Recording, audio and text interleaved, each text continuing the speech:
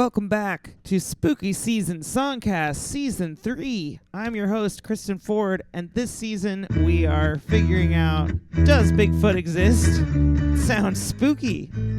Search for Sasquatch. Episode 2. Let's go. Buckle up. I left episode 1 thinking that possibly Bigfoot could exist because there's so much folklore about it from the native perspective. And let's see how we fare this episode. We're going to listen to some Bigfoot calls and so much more, so buckle up. Right. Hop on down to Australia, where we talk about the Yowie, which is a species said to grow between 6 and 10 feet tall, weighing up to 1,000 pounds. It is described as a cryptic and said to resemble a huge hair-covered ape-like man with talons for fingers. Compared to the North American Sasquatch, it is believed to have more of a primate look to the face and head and walk upright. Its temperament has also been described as more aggressive and dangerous towards humans. More aggressive and dangerous. Woo. While some people are skeptical of the account, some believe it is an ancient species of hominid that has avoided extinction. These hominids have been depicted in local cave art as tall, hairy figures, besides smaller Aboriginal figures. So supposedly from ancient-origins.net, there are cave drawings of this Yowie. So the earliest sighting that we have documented by white people is from a European settler, Sydney Cove, in 1788. So during the early colonial era, Aborigines often warned British settlers to beware of an ape-like creature lurking deep in the rugged mountains and deep forests of the continent. One particular account, which reached London in a letter by 1820, told of an encounter in 1789 by convicts and a party of Marines while on a hunting trip. Okay, so it's the Marines and then all their convicts were on a trip in 1789. And then that's crazy that it's like it took from 1789 to 1820 for them to get this letter. So that's like 30 years. Like, chill, you'll get the email back. Like, chill, I'm gonna reply. 20 years to get one letter. Oh my God. Okay, so anyway, there's like the convicts and the Marines, and they're on a hunting trip, and then the men killed a bunch of wallabies. Don't know what a wallaby is, but believe them. And were returning to the settlement when, atop a nearby hill, they saw an animal observing them among the trees, which they later claimed was twice the height of an ordinary man. Another time, somebody said they saw the creature. Okay, and then there's just a really strange photograph from 1936. I don't know, you can Google it, decide for yourself. Why are the pictures of these things always so shitty that they're always like grainy and pixelated and it's a mess? And the reason why you think it is a monster or Bigfoot or something is because you can't really see it, and your brain puts together the puzzle. It's like, why? I can't with the Bigfoot. He's everywhere. He's on bumper stickers. He's at gas stations. You can pose with Bigfoot. You can go to the museum and there's like stuff on Bigfoot you didn't know existed. And yeah, I don't know what to make of this mysterious photograph taken by Rich Jones in Batau, New South Wales. And some people say was a Yowie. You see two kids sitting there on a log, and next to them is sitting what looks like the Hulk, this huge figure. You don't really see a face on it, so like, I guess if it was like an ape man, I don't see a big like his shoulders and his head kind of like go together similar to Bigfoot's do. Wow, okay, so that's a little bit about the Yowie in Australia. Let's continue on now to the Himalayas.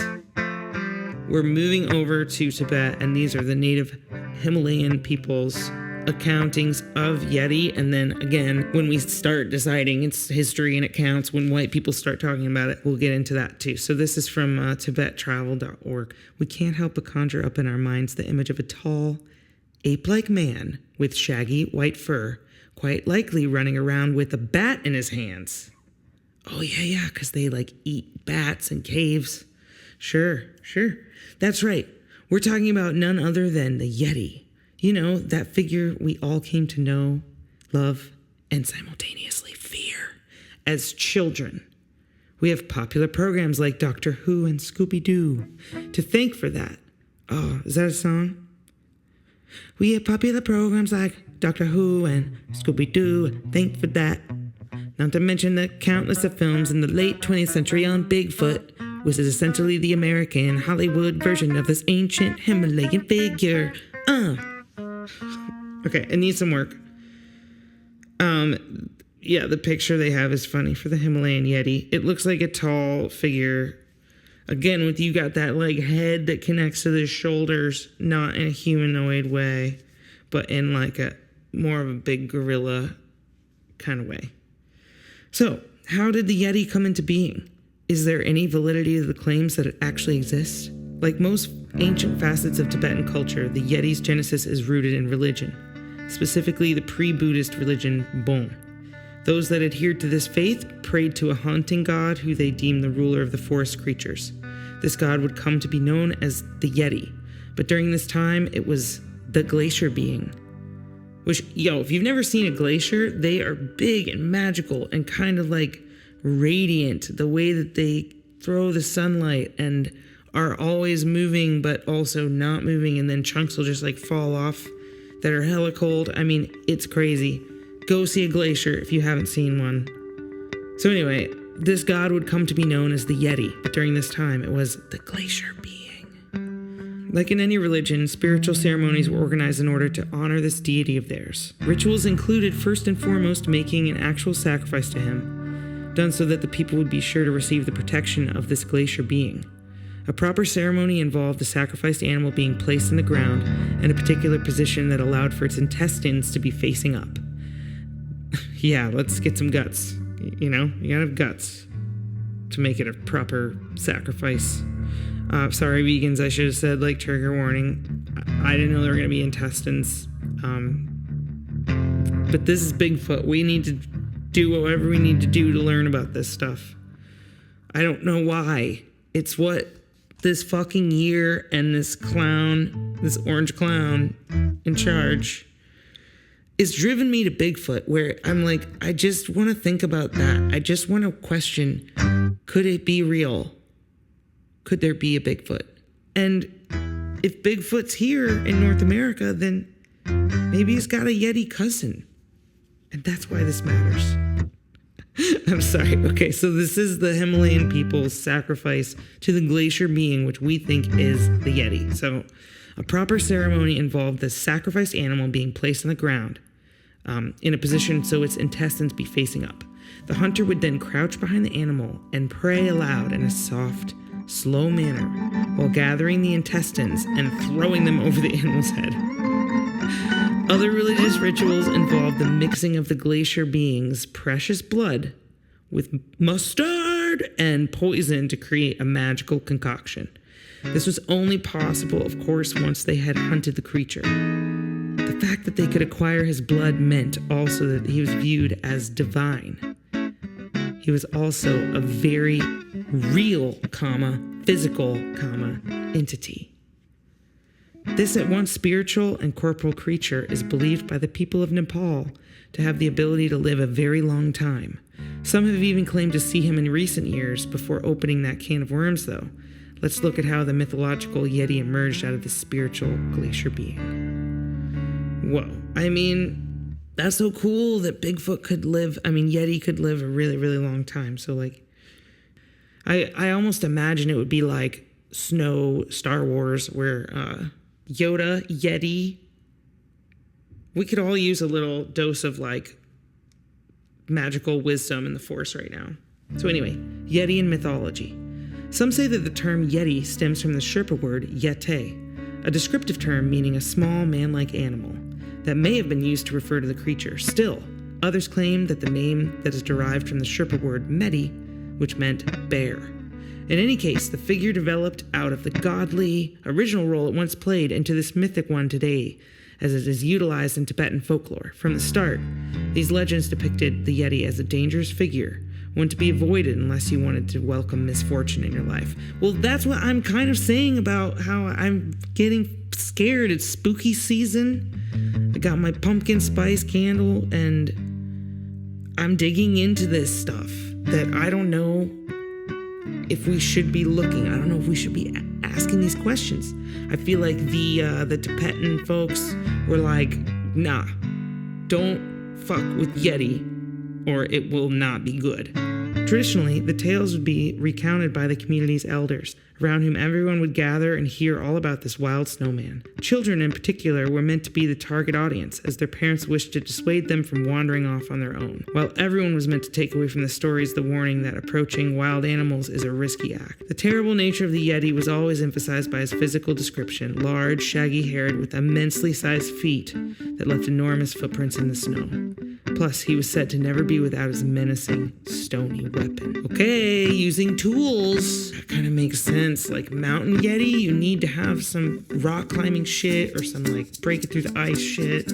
I want to believe that they're real so bad. If you make a footprint in the snow, you get so much attention for it. So that, that's the thing. It's like, I want to believe this print is real. This Yeti footprint, you just can see these toes. And I went to this North American Bigfoot exhibit, and I didn't think I was going to be impressed by these foot casts in any way, because I just never really gave that much thought. Like, foot cast of a footprint, you pour a cast in and then you get the shape, but it could be a bare foot where the front foot and the back foot hit, and then they kind of are about the same length as one giant step, but it was just like a bear taking two steps. Like that could explain some of these. And then also there have been lots of documented hoaxes where people are just like making prints because it's fucking funny, and more people should do pranks like that. For these cryptozoologists that are trying to like crack the case and like make their point, and then you make them look kind of foolish. It's sort of fun. This year's been so hard. Why is everything so expensive? I'm just going back to Bigfoot. Like, Bigfoot doesn't need any kind of credit score. He's just like a mythical being that could be cannibal terrifying. Come on, Murphy. It's even elusive hunting a Bigfoot recording. Come on, Murphy. Last call. It'd be great to get you on tape, please.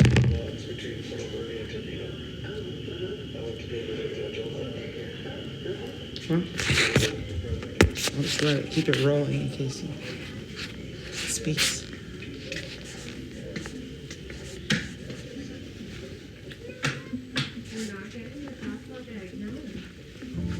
It's a really nice space. Thank you very much. Yeah. I have like a podcast. Would it be okay to grab a comment or anything from you about, I don't know, any encounters or theories? I'm sure you have one or two. Just even like 2 minutes. It's not doesn't have to be a deep thing. What's your name? Tyler. Tyler? Yeah. Tyler Kennedy. Tyler Kennedy. Yes, cool. yes. Sweet. Yes. Here at the North American Bigfoot Center. Yes. Yeah. Yep. So I guess, I've seen 3 of these things. I've had vocalizations on recording, and I've got some like rocks chucked at me, that kind of stuff. Whoa, I've been researching this since 2019, and I've had like numerous things happen to me. Whoa. Yeah. Wild. What do you think they want? Just whatever a bear or a deer or whatever else wants, just to be kind of left alone, hung out, hanging out, and, Yeah. These things more likely are like cougars, so they're just probably hunting 24/7, always looking for food. They've been seen eating berries, roots, meat, all that kind of stuff. So definitely omnivore. But yeah, I think that probably the biggest thing that they would want, I guess, would be left alone, I guess. Like, kind of just like any other animal would want to be left alone. So. And what do you want in your quest? I want answers. So I have my sightings and stuff, but now I'm working in part with science to try to kind of establish the species as a thing. Hopefully, we probably don't need to create too much protection because they've been kind of protecting themselves this whole time by themselves, just perfectly fine. But I don't know. Yeah. Cool. Yeah. Well, thanks, Tyler, for chatting on it. Absolutely. I really enjoyed the tree breaks. Uh-huh. I don't understand what would be strong enough to do that, or why, like, an elk or something can't. No, well, and especially like the biggest one that's like it's been wrung out like a rag. So, and that takes opposable thumbs, and none of our mammals out there have opposable thumbs, but us. Yeah. Out here, so. Wow. Well, good luck to you. I hope you can track one down. Awesome. Thank you. Yeah. Thanks for the chat. Yeah, absolutely. Sick. Yeah.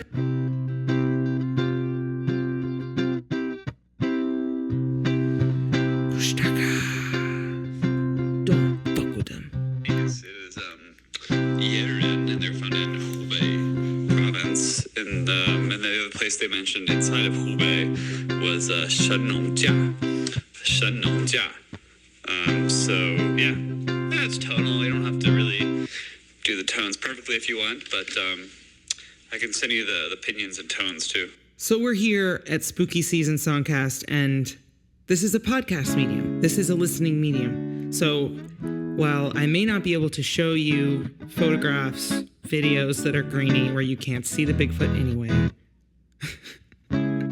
questionable molds, leading descriptions, I can play you sounds of Bigfoot calls. So here's a couple that I found. Big thank you to Cabin in the Woods. Subscribe to them on YouTube, which I just liked and subscribed. Thanks a lot, Cabin in the Woods, for this. It's from their Bigfoot audio proof 7 sounds that can't be fake. Okay, let's see how they do. The Sierra sounds, captured by Ron Moorhead and Al Berry in the 1970s, 2 white guys, remain some of the most famous Bigfoot audio recordings to date. These sounds were recorded during a series of expeditions to a remote Sierra Nevada campsite. Buckle up. Using reel-to-reel equipment, Moorhead and Berry documented a wide range of vocalizations.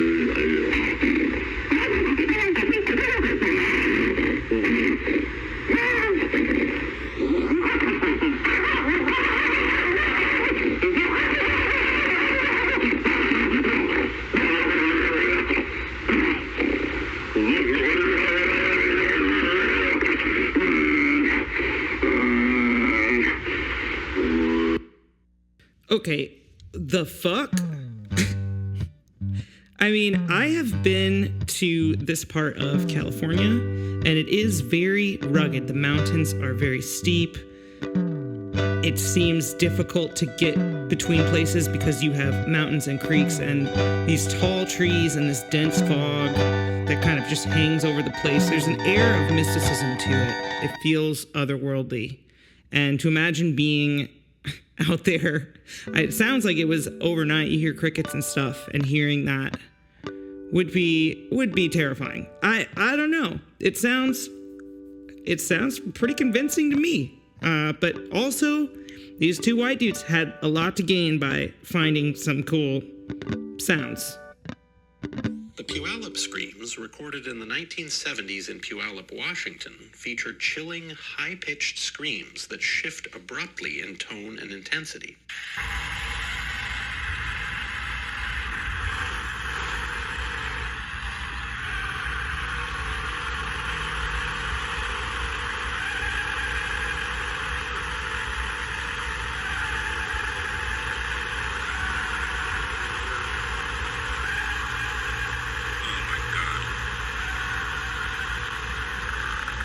I don't know. The way that guy said, "Oh my God," I just don't know.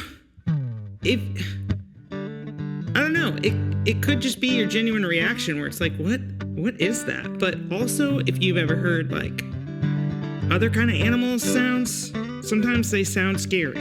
And the woods at night are scary. Calls captured in the 1990s near the Klamath Mountains in California are long, echoing vocalizations recorded in an area known for Bigfoot sightings.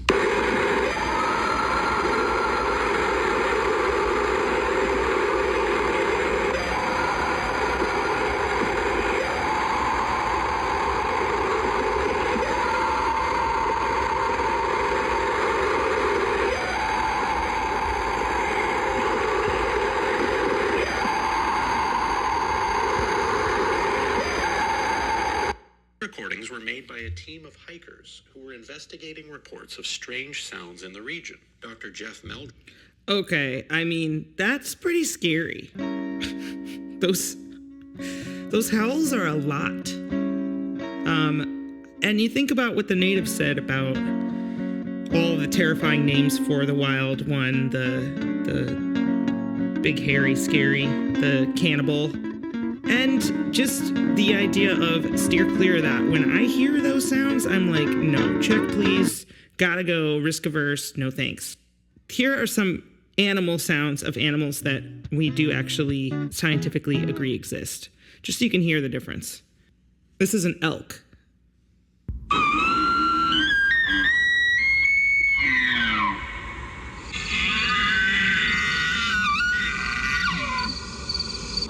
Damn.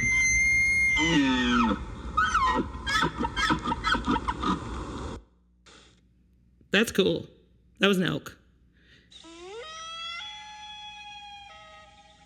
Shut up. This is a loon. That bird?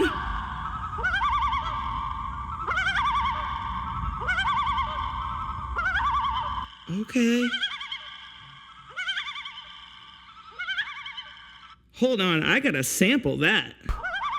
So, okay, that loon is probably the scary Bigfoot sound, especially if you get that echoing off of stuff. It's night, you're scared, or you're out there, air quote, researching Bigfoot. You're gonna hear a loon and be like, yep, that was it.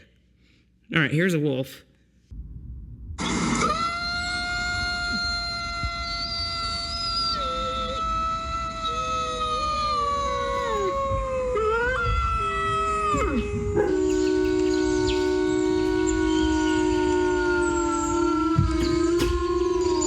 It's two wolves harmonizing. That's pretty cool.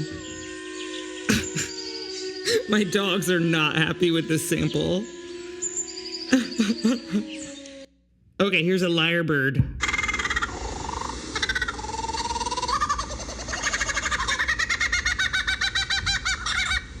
You know, lyrebird could sound like a monkey, could sound like a big primate. That's a bird. What?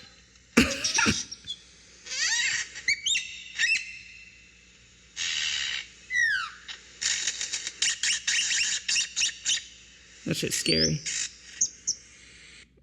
All right, here comes a hyena. I don't think we need to listen to that one because we don't have any in the Pacific Northwest that we know of.